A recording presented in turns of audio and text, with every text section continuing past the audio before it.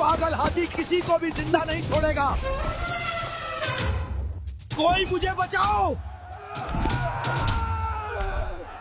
ये सनकी हाथी मुझे जान से मार डालेगा। क्या कोई है यहाँ मर्द का बच्चा जो इस खूंखार हाथी को हरा सके?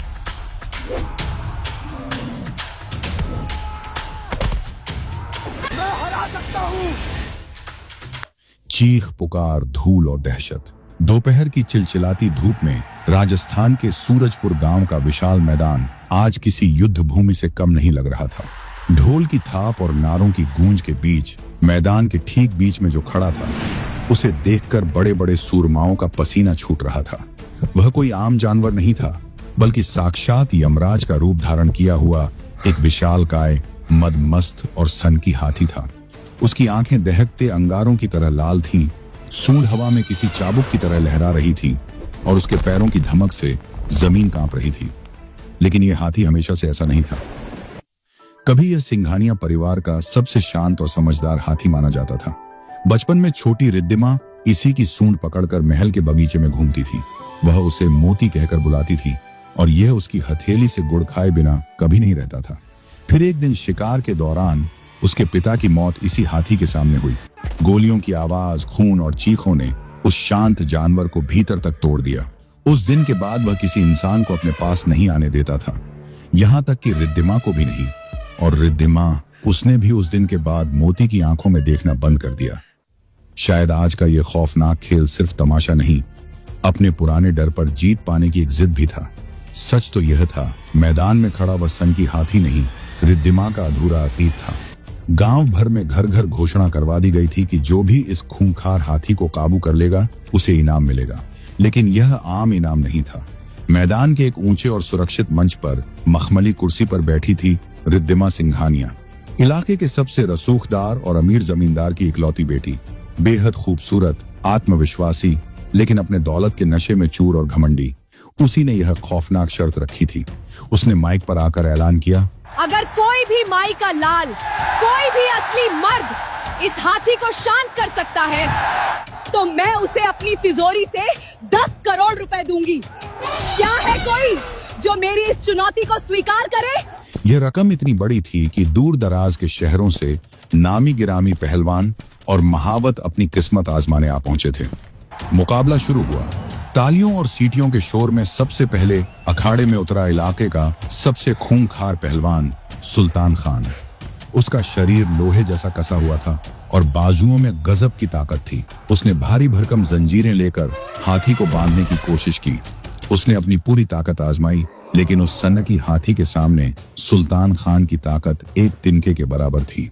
हाथी ने एक ही झटके में अपनी सूंड से सुल्तान खान को पकड़ा और हवा में सूखी पत्ती की तरह उछाल दिया।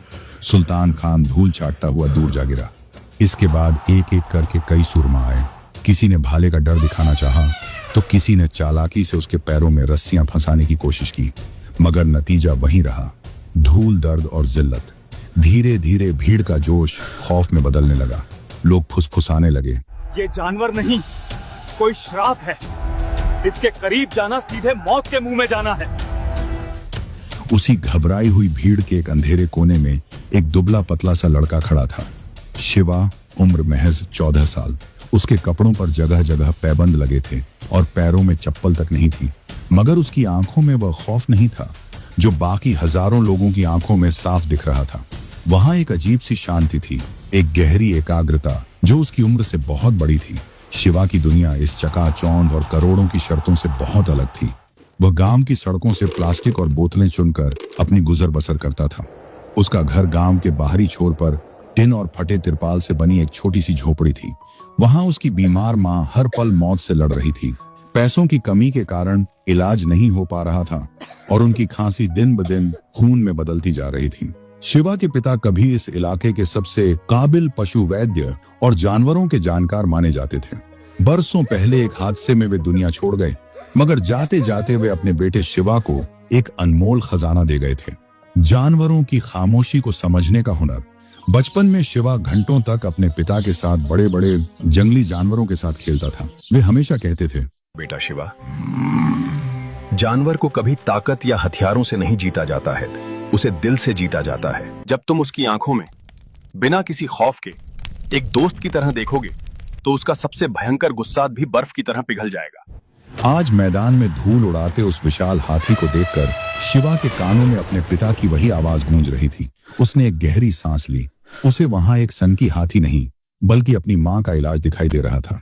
उसे 10 करोड़ रुपए नहीं, अपनी माँ की लौटती हुई सांसें नजर आ रही थीं। अचानक शिवा ने भीड़ को चीरते हुए आगे कदम बढ़ाया। लोगों की नजर उस पर पड़ी तो पहले सन्नाटा छा गया, फिर अचानक ठहाकों की गूंज उठने लगी। अरे ये तो वही कचरा चुनने वाला अनाथ बच्चा है। अब ये चींटी इस बड़े पहाड़ से लड़ेगी। बेवकूफ, जान से हाथ धो बैठेगा। मगर शिवा ने किसी की नहीं सुनी। वह सीधा मंच के पास जा पहुंचा जहां रिद्धिमा सिंघानिया अपनी शाही कुर्सी पर बैठी थी। शिवा जाकर उसके ठीक सामने खड़ा हो गया। उसकी आवाज में जरा भी कंपन नहीं था, एक चट्टान जैसी मजबूती थी। मुझे एक मौका चाहिए, मैं इस हाथी को काबू कर सकता हूँ। एक पल के लिए पूरा मैदान पूरी तरह से सन्न हो गया। रिद्धिमा सिंघानिया ने अपनी धूप का चश्मा नीचे किया और शिवा को ऊपर से नीचे तक देखा। फटे कपड़े, नंगे पैर और चेहरे पर जमी धूल। उसके होठों पर एक तिरस्कार भरी मुस्कान तैर गई। तुम इस हाथी को काबू करोगे? अगर तुमने ऐसा कर दिया लड़के, तो मैं तुम्हें पूरे 10 करोड़ रुपए दूंगी।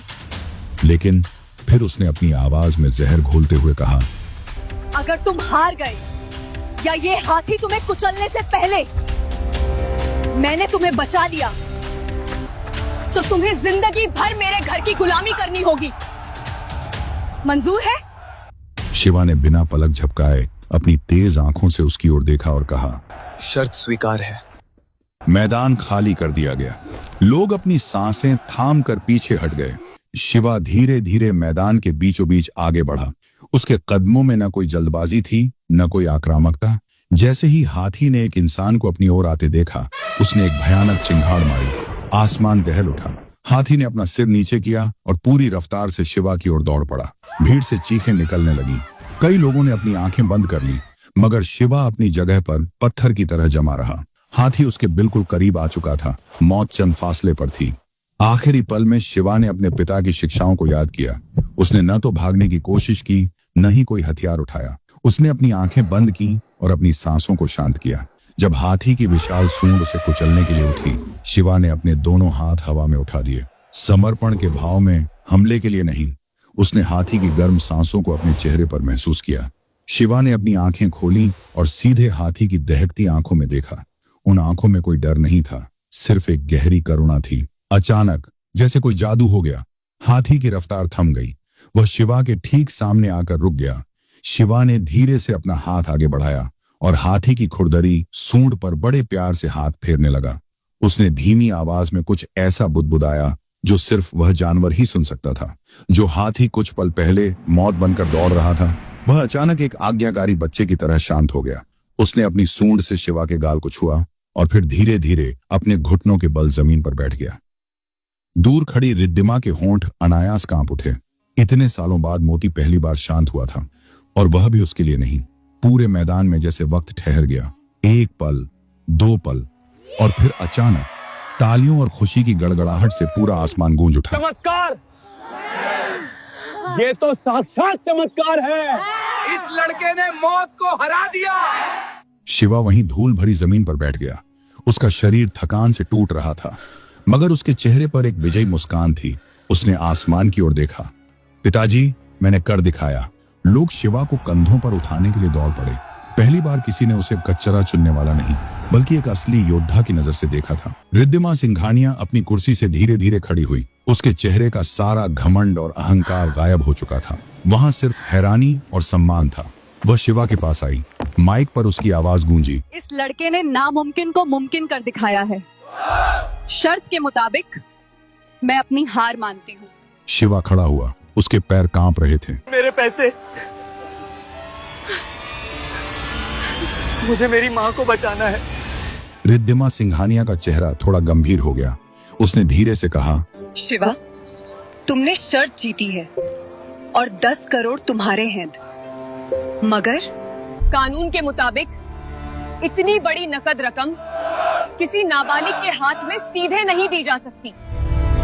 इसके लिए कागजी कार्रवाई करनी होगी।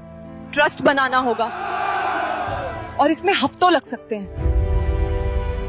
ये सुनते ही मैदान में सन्नाटा छा गया। शिवा को लगा जैसे उसके पैरों के नीचे से जमीन खिसक गई हो। उसकी माँ के पास हफ्ते नहीं, शायद कुछ घंटे ही बचे थे। शिवा की आंखों में आंसू आ गए। उसने हाथ जोड़कर उससे कहा, मुझे 10 करोड़ नहीं चाहिए, मुझे 1 रुपया नहीं चाहिए, बस इतना कर दीजिए कि मेरी माँ बच जाए। उसे अस्पताल ले जाने का इंतजाम कर दीजिए।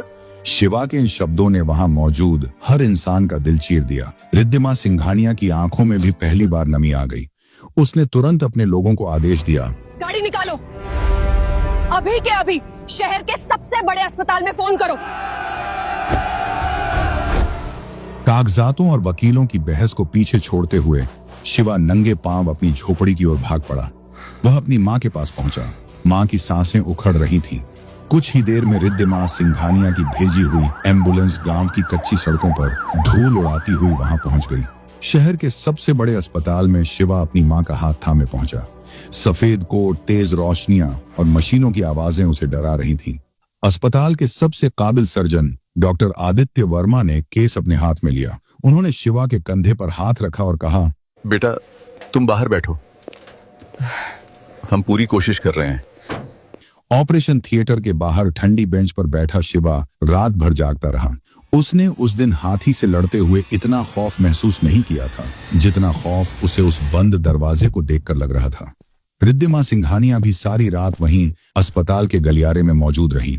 उसने इलाज का सारा खर्च और अपनी शर्त की रकम सीधे अस्पताल और शिवा के भविष्य के लिए एक सुरक्षित खाते में जमा करवा दी थी। सुबह की पहली किरण के साथ डॉक्टर आदित्य वर्मा बाहर आए। उनके चेहरे पर थकान थी लेकिन होठों पर मुस्कान। उन्होंने शिवा की ओर देखकर कहा, ऑपरेशन सफल रहा बेटा, तुम्हारी माँ अब खतरे से बाहर है। शिवा वहीं फर्श पर घुटनों के बल बैठ गया और फूट फूट कर रोने लगा। ये 10 करोड़ जीतने की खुशी नहीं थी, ये अपनी दुनिया को वापस पाने की खुशी थी। कुछ दिन बाद जब उसकी माँ को होश आया तो शिवा उनके पास बैठा था। रिद्धिमा सिंघानिया भी वहां आई, सादे कपड़ों में, बिना किसी अहंकार के। उसने शिवा की माँ के पैर छुए और शिवा से कहा, तुमने सिर्फ एक हाथी को काबू नहीं किया शिवा, तुमने मेरे अंदर के उस जानवर को भी शांत कर दिया है जो दौलत के घमंड में अंधा हो चुका था। समय गुजरता गया। शिवा ने अब कचरा चुनना छोड़ दिया था। रिद्धिमा सिंघानिया की मदद से और अपनी मेहनत के दम पर उसने शहर के एक बड़े गैरेज में मैकेनिक का काम सीखना शुरू कर दिया। उसे मशीनों के साथ भी वैसा ही सामंजस्य बिठाना आ गया था जैसा उसने उस दिन उस हाथी के साथ बिठाया था। गांव वाले अब अपने बच्चों को शिवा की कहानी सुनाते थे। उसकी कहानी किसी बड़े अखबार में नहीं छपी, मगर वह हर उस इंसान के लिए एक मिसाल बन गई जो कमजोर होकर भी हालातों के सामने घुटने नहीं टेकता। शिवा के लिए असली जीत 10 करोड़ रुपये नहीं थे।